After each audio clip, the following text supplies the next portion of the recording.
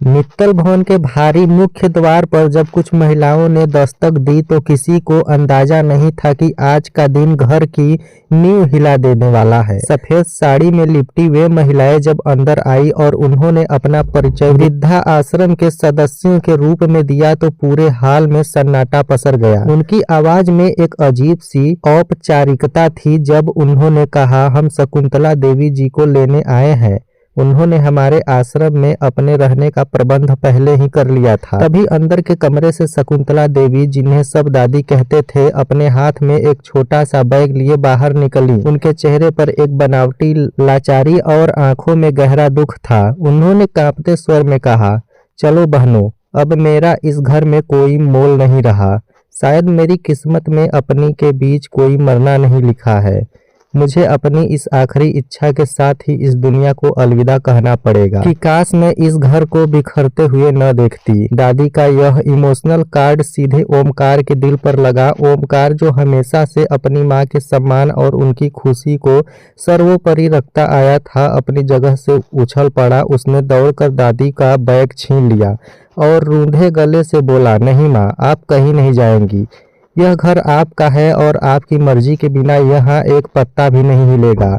आप जैसा चाहती हैं उस घर में बिल्कुल वैसा ही होगा। मैं आपसे वादा करता हूँ। दादी को इस पल का इंतजार था। उन्होंने अपनी सिसकियों को रोकते हुए तुरंत मौका का फायदा उठाया और ओमकार की आंखों में देखते हुए अपनी शर्त रख दी। उन्होंने कहा, अगर मेरी बात की इतनी ही कद्र है तो आज इस वक्त वादा करो कि तुम प्रथम और निहारिका की शादी दोबारा करवाओगे।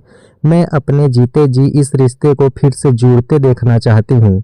ओमकार के पास अब पीछे हटने का कोई रास्ता नहीं बचा था। अपनी माँ को घर छोड़कर जाने से रोकने के लिए उसने बेबसी में अपना सिर झुका लिया और भारी आवाज में ऐलान कर दिया, ठीक है माँ, आपकी खुशी के लिए प्रथम और निहारिका की शादी दोबारा होगी।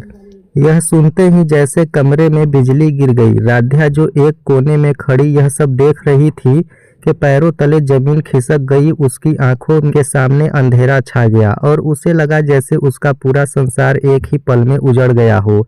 वहीं प्रथम का चेहरा सफेद पड़ गया। वह राध्या की ओर देख रहा था। उसकी आंखों में बेबसी और चीखता हुआ प्यार था। वे दोनों एक दूसरे से अलग होने की कल्पना भी नहीं कर सकते थे, लेकिन पिता का वचन और दादी की जिद के बीच वे पीस कर रह गए थे।